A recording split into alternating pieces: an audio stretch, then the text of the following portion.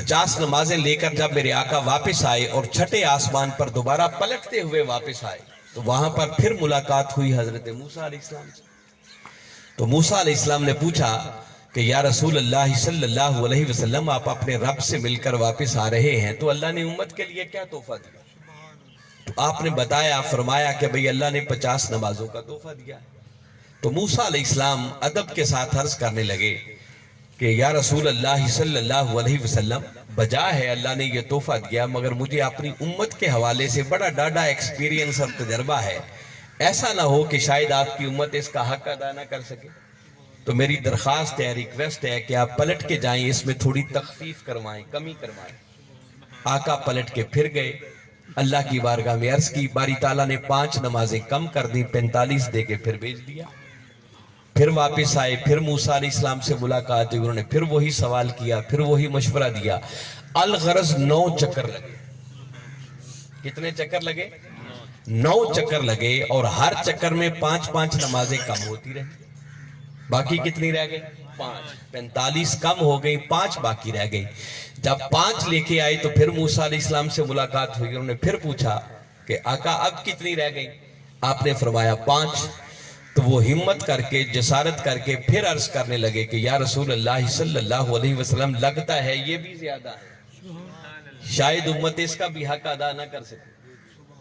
यहां आके हमारे सीने और दिल धड़कना शुरू हो जाते हैं कि काश 10वां चक्कर भी लग जाता ना तो काम ही बन जाता। मगर आका सल्लल्लाहु अलैहि वसल्लम ने सुनकर फरमाया कि मूसा, मेरे रब ने तो मना नहीं किया कि 10वीं बार नहीं आना, मगर अब मुझे खुद जाते हुए शर्म आती है कि क्या मेरी उम्मत इस काबिल भी नहीं होगी कि जो 5 नमाजों का भी हक अदा नहीं कर सकेगी। और आज देख लें, मूसा अलैहिस्सलाम का कहना शायद सच साबित हो रहा है कि अक्सरियत वो है जिनको 5 वक्त की नमाज पढ़ने की भी तौफीक नहीं है।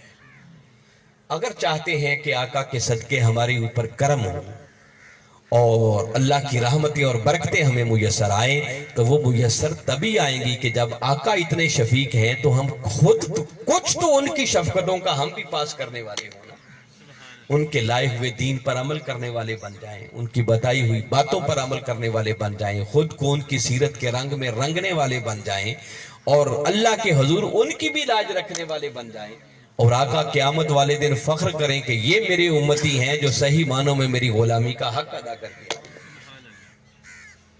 तो जब आप 9वीं मर्तबा गए थे और बाकी 45 कम हो गई और 5 बाकी रह गई थी, और आप पलट के आने लगे, तो बारी ताला को मालूम था यकीनन वो आलिमुल गैब है कि अब 10वीं बार तो मेरे महबूब ने नहीं आना। आपने फरमाया था कि महबूब 45 कम हो गई, 5 आपको दे के भेज रहा हूं, कहीं जहन में ये ख्याल ना आए कि 50 होती उम्मती पढ़ते तो पता नहीं कितना अजर और सवाब मिलता। 45 कम हो गई हैं, 5 रह गई हैं, अजर में भी कमी होगी। फरमाया नहीं महबूब, अब तेरा जो उम्मती 5 नमाजें अदा करेगा, मैं खुदा उसको अजर और सवाब 50 नमाजों का ही अता करता। तो कम से कम हमारा फर्ज बनता है कि उस मेराज की रात मिलने वाले तोहफों में से सबसे बड़ा तोहफा जो उम्मत के लिए है वो 5 वक्त की नमाज है। इस तोहफे की कदर करें, ये अल्लाह ने तोहफा दिया है उम्मत के लिए। और जरा एक लम्हे के लिए सोचें कि कोई बंदा तोहफा दे और लेने वाला उसकी नाकदरी करे, तो तोहफा देने वाला खुश होगा या नाराज होगा? यकीनन नाराज होगा। तो अगर आप मौला को राजी करना चाहते हैं तो ये मुमकिन नहीं है कि बंदा 5 वक्त की नमाज छोड़कर समझे कि मौला को राजी करे, उसके तोहफे की नाकदरी करें, नमाज की आपको बिल्कुल फुर्सत ही ना हो, इसकी अहमियत ही आपके दिल में कोई ना हो, और समझे कि मौला की रजा मिल जाए, ये कभी मुमकिन नहीं है। देखें ना, हम ताजदार कायनात सल्लल्लाहु अलैहि वसल्लम का जिक्र करते हैं, अहले बैत के नफूस कुदसिया का जिक्र करते हैं, इमाम अली मकाम का जिक्र करते हैं। मैं तफसील में तो नहीं जाता, अहले बैत की मोहब्बत हमारे ईमान का हिस्सा है, इमाम अली मकाम की मोहब्बत हमारे ईमान का हिस्सा है, मगर चश्मे तसव्वुर में लाएं, इमाम अली मकाम तो वो हैं कि जिन्होंने तीरों, तलवारों और नेज़ों के साए में अपना आखिरी सजदा भी कज़ा नहीं होने दिया। अल्लाहु अकबर। और हम कैसे उनसे मोहब्बत करने वाले हैं कि जिन्हें 5 वक्त की नमाज की भी फुर्सत कोई नहीं है। हम किस मुंह से हुसैनी कहलाते हैं? नवासा रसूल तो वो हैं जिन्होंने कटे हुए सर के साथ नेज़े की नोक पर सवार होकर भी कुरान पढ़ के सुनाया। اور ہم کیسے حسین سے محبت کرنے والے ہیں کہ 6 مہینے گزر جائیں ہمیں قرآن کی زیارت بھی نصیب کوئی نہیں ہوتی، زندگیاں بیت جاتی ہیں ڈھنگ سے ہمیں قرآن پڑھنا بھی کوئی نہیں آتا، پڑھنا آ جائے تو ہمیں سمجھ کوئی نہیں اس قرآن کے اندر لکھا کیا ہے۔ تو خالی حسین کے نعرے لگانے سے تو حسینی کوئی نہیں بن جاتا، خالی علی کا نعرہ لگانے سے تو علی والا کوئی نہیں بن جاتا۔ بابا کوئی ان جیسے کام بھی کرو، کوئی ان کے نقش قدم پر بھی چلو تو پھر ان کی غلامی کا دعویٰ کرنے کا کوئی مزہ بھی ہے۔ مولا کائنات علی شیر خدا تو وہ ہیں جن کے بارے میں میرے آقا نے فرمایا القرآن مع علی و علی مع القرآن، فرمایا لوگوں قرآن علی کے ساتھ ہے، علی قرآن کے ساتھ ہے، اور یہ سنگت اتنی مضبوط ہے، فرمایا یہ کبھی جدا نہیں ہوں گے، حتیٰ کہ قیامت والے دن حوض کوثر پر بھی آئیں گے تو علی اور قرآن اکٹھے ہوں گے۔ سبحان اللہ، اللہ اکبر۔ یہ علی کا قرآن سے تعلق ہے، اور اتنا بڑا قرآن کا قاری کبھی دیکھا ہو تو مجھے بتانا۔ کہتے ہیں کہ مولا کائنات علی شیر خدا گھوڑے پر سوار ہونے لگتے، ایک رکاب میں قدم رکھتے، الحمد سے قرآن کی تلاوت شروع کرتے، اور دوسری رکاب میں پاؤں جانے سے پہلے پہلے والناس تک ختم کر دیا کرتے۔ سبحان اللہ۔ قرآن سے یہ تعلق تھا۔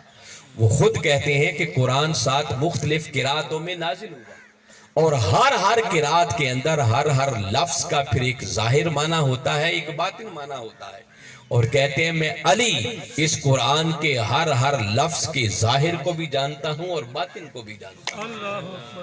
ایک روایت میں کہتے ہیں کہ میں علی یہاں تک جانتا ہوں کہ قرآن کی کون سی آیت کب اتری، کہاں اتری، دن کو اتری، رات کو اتری، کس کے حق میں اتری اور کیوں اتری۔